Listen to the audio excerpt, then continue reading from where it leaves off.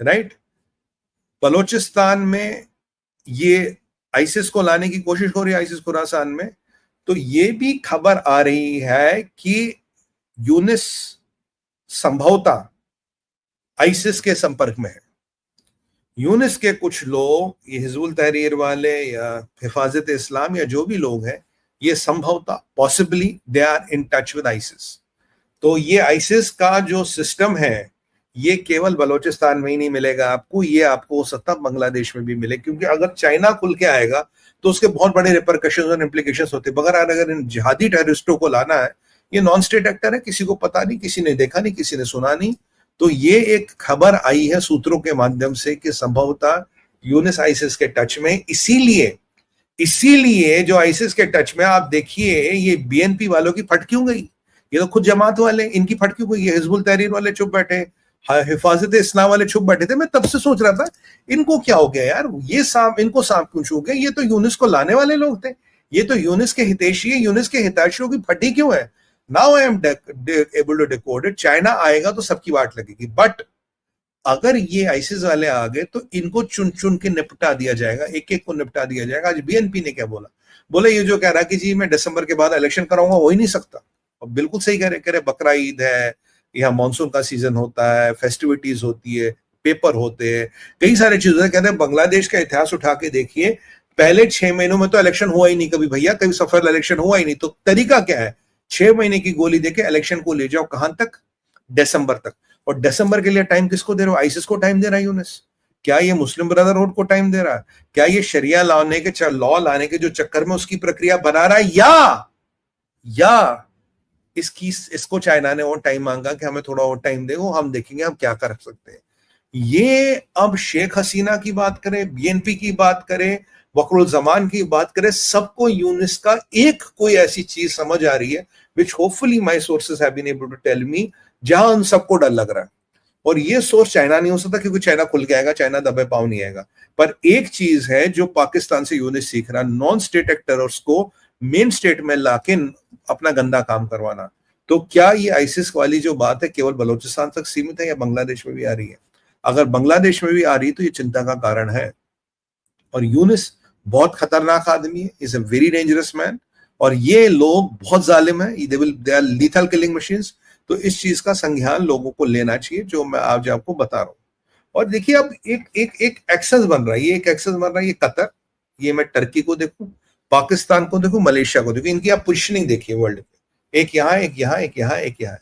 ये लोग एक नया एक्सेस ऑफ इस्लामिक इन्फ्लुएंस और सम काइंड ऑफ रेडिकल इस्लाम में जो ये उल्टे सीधे हरकतें होती, इन सबको एक नया नेक्सस बनाने की मेरे को दिख रहा है, एक नया नेक्सस बनता हुआ मुझे दिख रहा है। ये एक क्वाड्रेटल सा बनता हुआ, इसमें नए नए नेक्सस, नए नए तरीके होंगे। अब आप देखिए, आईएसआई के साथ एमआईटी का इंफॉर्मेशन शेयरिंग का पैक्ट, आईएसआई के साथ एमआईटी का सब कुछ लेना था, ईरान छुप रहना, ईरान का डिप्लोमेटिक खेलना, अब ताजिकिस्तान में को हम ट्रैक करेंगे, तुर्किया को खुल के पाकिस्तान को समर्थन करना, अफगानिस्तान का सीपेक में ज्वाइन करना। आपको क्या लग रहा है ये सब अकस्मात है? This is all coincidence, it is not coincidence, what I am telling you, this is something dangerous. और ये जब पाकिस्तानियों की मीटिंग होती है, चीनियों की मीटिंग होती है अफगानिस्तान में, तभी ये अफगानी रेफर और आईसिस खुरासान के लोग आते हैं। क्योंकि सच्चाई तो ये है, तालिबान भी खुरासानियों को वहां से निकालना चाहता, कहता लो दफा कर लो इनको, अब ये बलोचों को मारे या बलोच इनको मारे, यहां से तो बला कटेगी। क्या यूनिस ने ये प्ले बुक कॉपी की है? इसीलिए यूनिस किसी भी टाइम से टाइम मांग रहा है। अगर टाइम मांगेगा तो उसके जितने भी ये खतरनाक इरादे ये फ्रैक्टिफाई होंगे, और उसको रोकने के लिए आपको उसको टाइम ही नहीं देना। तो Bangladesh is on the edge, कभी भी कुछ भी हो सकता है, बट अगर चाइना वहां आता, भारत के लिए अच्छा नहीं, it's a big red line for Bharat. But ISIS Khorasan का आना या ऐसे जहादियों का आना भी अच्छी बात नहीं है। अगर यूनिस के आईसिस से संबंध है तो समझिए कि ये इस्लामिक एक्सेस जो बन रहा है, कतार, टर्की, मलेशिया, पाकिस्तान, मलेशिया का, इसमें इसका लेना देना है। और इन सब के पीछे अगर कोई है, अगर किसी का पैसा है, वो है कतार। टर्की के पास पैसा नहीं है, पाकिस्तान के पास पैसा नहीं है, मलेशिया के पास इतना पैसा नहीं है, बट कतार के पास पैसा है। और कतार ऐसे कामों में पैसा लगाता है। मैं सऊदी का नाम नहीं ले रहा, मैं यूएई का नाम नहीं ले रहा, मैं किसी का नाम नहीं ले रहा, बट सिर्फ मैं नाम ले रहा हूं कतर का, कि कतर ऐसे काम 101% करता है। तो हमें जरा संभल के रखना चाहिए जो बन रहा है, और हमारे दोनों साइड बन रहा है। तो जो सारों का सूत्रधार है, आप समझते हैं ना, कठपुतली को जो घुमाता है, सूत्रधार इन सबका चाइना है, और चाइना ये हरकतें करवा रहा है, चाइना इनका गॉडफादर बना है, और चाइना के पैटर्नेज पे काम हो रहे हैं। अब तीसरा आते हैं, चलते हैं यहाँ से सीधा सीधा इजराइल। ये जो मोहम्मद सनावर है, याया सनावर, ये निपट गया है, इसको हूरों के पास अंगूर खाने भेज दिया है।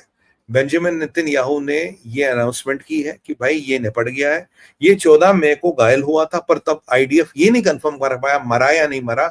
आज बेंजामिन नेतन्याहू ने कहा हम इसको भी मार दिया, इसके भाई को भी मार दिया, मोहम्मद दैफ को भी मार दिया, इस्माइल हनिया को भी मार दिया, हसन नसरल्ला का भी मार दिया। जितना ये हमास हिजबुल्लाह का जहादी टोला था, इसको मार दिया गया।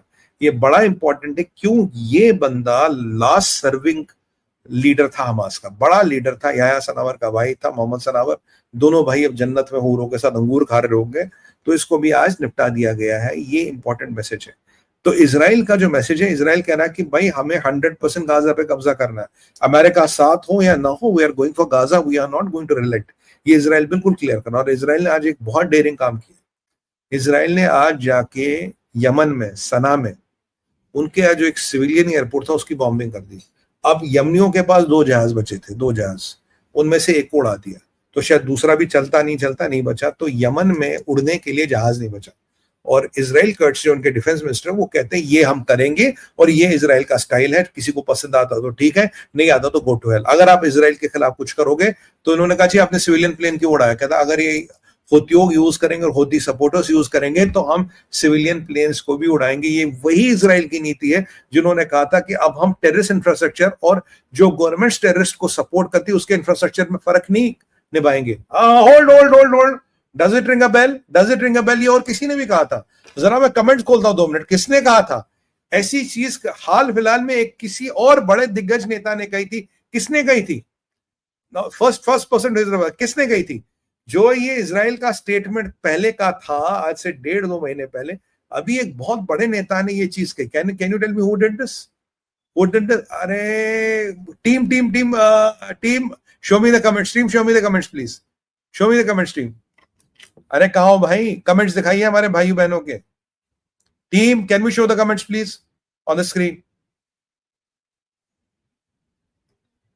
ओ मैं हाइड कर रहा हूं, ओके। यहां पे वाह क्या पकड़े हो, जबरदस्त, बिल्कुल मोदी जी ने कहा था, और मोदी जी ने यही कहा था, ये इजराइल का डॉक्ट्रिन है। This is basically Israel idea का